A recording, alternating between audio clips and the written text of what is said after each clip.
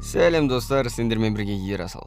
Достар, мынандай пікір, мынандай лебізден кейін жылдамдатып видео шығармасам құдай күнә болар.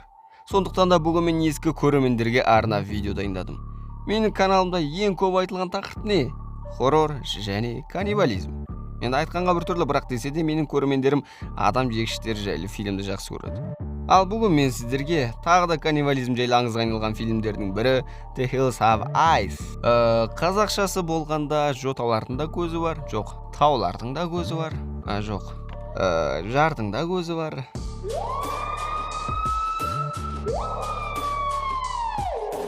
Ал сіздер видео басталмас бұрын не істеу керек екенін білесіздер.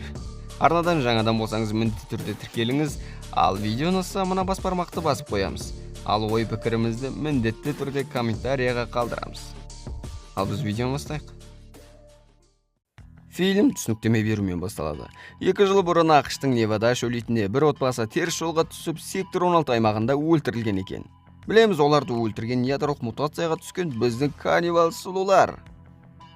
Сол отбасының оқиғасына кейін ол жерге әскерилер жіберіліп, әлгі қаншерлерді түгелімен өлтірген екен. 2 жылдан кейін, яғни қазіргі уақытта әлгі жерге зерттеу үшін инженер тобы жіберіліпті. Әрине білеміз, адам жегіштер түгел өлмеген. Олар инженерлердің өздерін зерттеп шығарын ақтару үстінде. Ал мына жақта жаңа ғана дайындалған жаңа руки әскерлер әлгі инженерлерге азық-түлік, қосымша құрал жабдық апаруға бара жатады. Келсе әрине ешкім жоқ. Байланыс құралымен тамақтарын келді, қайдасыңдар десе, бізге көмек керек. Біз жардың үстіндеміз дейді. Және сол төбеден белгі келеді. Солай топ басшысы шоколад тасымалдау тапсырмасын құтқару тапсырмасын айландырады. Өңкей іш пыстыратын нәрсе істеп жүрген жаңа әскерлерге бұл идея қатты ұнайды. Бірақ арасындағы білгішбек жоғарғы хабар білмей өзіміз шешім шығарғанымыз қалай болады екен дейді. Ана жерде біреу қанзырап жатса қайтесіз, бізге уақыт жоғалтуға болмайды деп шатырда сары қыз бен білгішбекті қалдырады да басқалары құралдарын алып жарға кетеді. Бара жатқан жолда әлгілердің арасындағы біреуі аяғын тұзаққа түсіріп ауыртып алады. Солай ол байқұс әлгі шатырға қайтуға кетеді.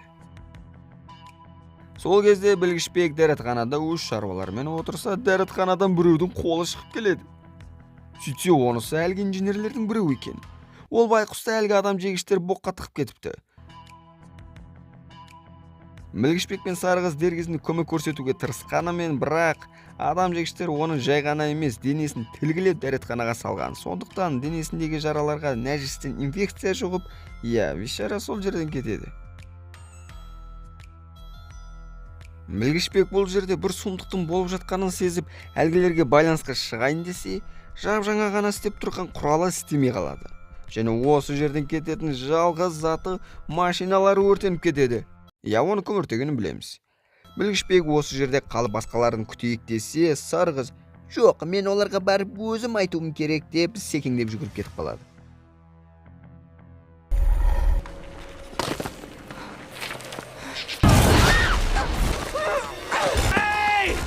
Осы сәтте әлгі аяғын ауыртқан жігітте білгішбекте келіп үлгереді. Бірақ өкінішке орай әлгі аяғы ауыр жігітті... Аяғы ауыр? Жоқ. Аяғын ауыртқан жігітті адам жегіштер өзімен бірге алып кетеді. Сол уақыттарда болып жатқан оқиғалардан бейхабар біздің топ жартастың ең биік, ең қиын бөлігіне шығып, бір инженердің мәйітін табады. Әскерлер мына жерден кетейікші тез десе, топ басшысы, жоқ, мына жерде бір қылмыскердің бары анық, оны ұстау біздің отан алдындағы борышымыз, қане екіге бөлінейік. Өздері қорқып бұтқа жіберей тұрған әлсіз әскерлерді тіпті әлсіретіп екіге бөлінеді олар. Солай бөлінген екі қалтырақ келе жатқанында біреуіне біздің сұлу шауыл жасап, әлгі бейшара шошып автоматты жан-жаққа жамбырлата бастайды. Сол сәтте топ басшысы шоколадта сәйкесе қылтия қалып, оқтарды өз кеудесіне тосады. Бейшара осылай өледі. Той үстіне біздің білгішбек пен сары қыз да келіп үлгереді. Солай бәрі бірігіп енді төменге түсейік дейді. Мына екеуі не үшін шықты онда? Солай бірінші арқанға өлген топ басшысы мен оны өлтірген қалтырақты байлап төменге түсіреді. Әрине, жол ортада тесіктен біздің адам жегіш шығып келіп арқанды үзеді. Және сол сәтте бишаралардың қалған арқандарын адам жегіштері жымқырып кетеді. Солай олар арқанмен емес жерге түсудің басқа амалын іздейді. Солай келе жатып, тағы да бір шала жансар жатқан инженерге кезігеді. Ал ол көкеміз бұларға қарап, бұл жерден кету мүмкін емес. Олар 2 жыл бұрын толық өлтірілді дегенде сенбеген едім. Ойым дұрыс болып шығыпты. Олар еркектерді өлтіріп жеп, ал әйелдерді өздерінің ұрпақтарын жалғастыру үшін күнде патыдағы қолданады. Сендердің шаруаларың бітті. Ал қош болыңдар. Құдай-ау, сонда осыны айту үшін қансырап жатқан ба бұл? Байқұстар енді бір іс-әрекет істемесе өлетін құсайды. Сондықтан олар жәнегінің сөзіне сүйене отырып жоспар құрады.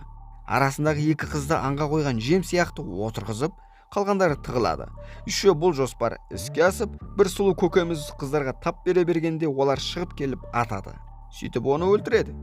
Солай мақтаған қыз тойда осырады демекші, шоколад қыз бәрінен жасырын кіші дәретке отырғай тығылып кетіп қалған сәтінде адам жегіштерге ұсталып қалады. Бәрі дауысты естіп артынан қуа жөнеледі. Сөйтіп адам жегіштердің үңгіріне келеді. Сол кезде біреуі, бір қыз үшін мана бәлелерге жолқын кеп тұрған жоқ. Мен өзім мақна жардан ептеп түсіп кетем. Окей, бабай деп кетіп қалады. Мына жігіттікі дұрыс болды ма, ол тірі қалады ма, қалай ойлайсыздар? Пікірге жаза тұрамыз. Лабиринт секілді үңгірде біздікілер жолдан шоколад қыздың телефонын табады. Әлгі арқанды қай жерден кескенін де табады. Сол уақыттарда әлгі бөлініп кеткен өрмекші адам ақырындап түсіп келе жатады.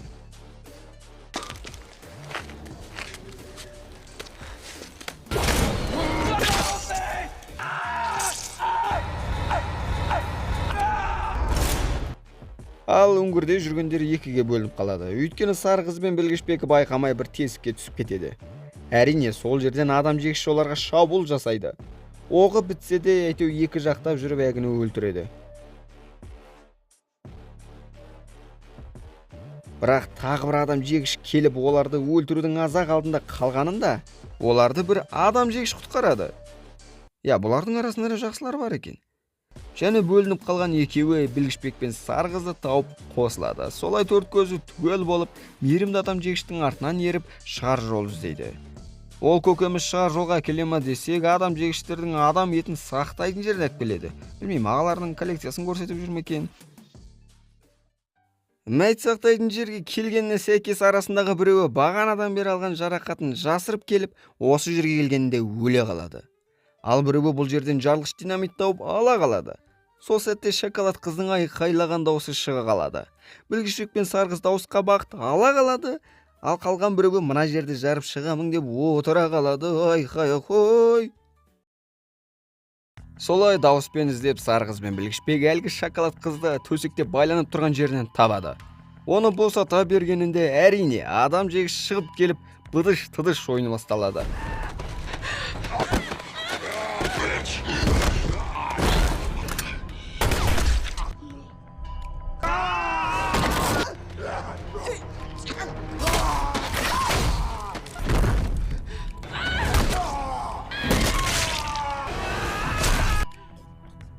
Құдай-ау, адам жегішті адам шығар, аясаңдаршы. Кино заңдылығымен олар жеңеді. Және бақтарына сәйкес әлгі динамитпен ойнап қалған балақай байқамай жарылғышпен өзін қосып жарып жіберіп, бір үлкен тесік жасап қойыпты. Солай тірі қалған үшеуі сол тесіктен құтылдық-ау деп қылтиып тұрса, бір адам жегіш әлгі инженерлердің құралынан оларды бақылап тұрады. Және осылай фильмді аяқталады. Достар, осылай видео мәресіне жетті. Видео ұнаса не істеу керек екенін білеміз. Келесі жолыққанша сау саламат.